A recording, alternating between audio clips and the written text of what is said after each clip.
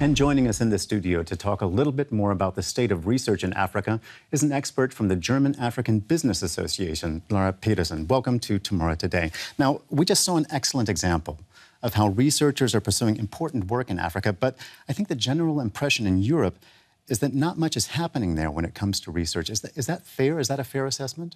Well, there are quite a few projects like the one we've just seen, but in general, the scientific output of Africa is only 2% compared to the rest of the world, which is, if you look at the size of Africa, of course, way too little.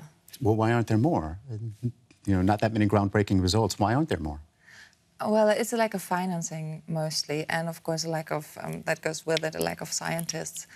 The African Union decided to spend 1% of GDP on science and education, and most countries are actually quite far from that still. Mm-hmm. So it's not actually very much money, and even those obligations aren't being fulfilled. Well, many countries have fundamental problems then in Africa with education and with poverty. On our Facebook page, one viewer called poverty a dream killer. Are there maybe simple ways to promote grassroots research and education in these countries? Well, there are a few projects that are working on solving African problems.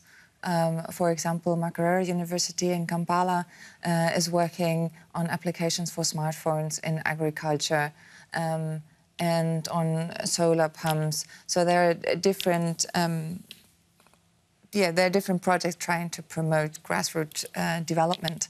Mm-hmm. But of course, you also have to look at what the economy needs, and they don't necessarily need scientists, but mechanics and people in the skilled trades, perhaps. Exactly. Well, if you are a young African scientist or mathematician, where would you go in Africa? Up until now, many have left to go to the EU or to go to America. Where would you go if you wanted to focus on maybe fundamental research?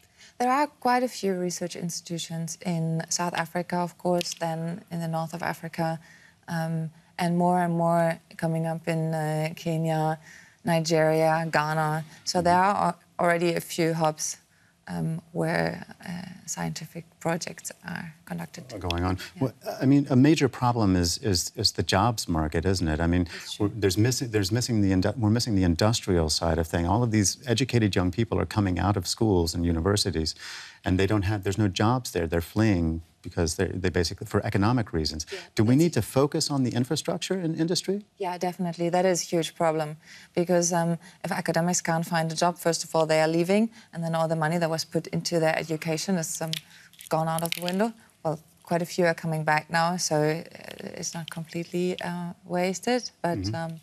What areas, what are the exciting areas in Africa where that kind of infrastructure building is going on?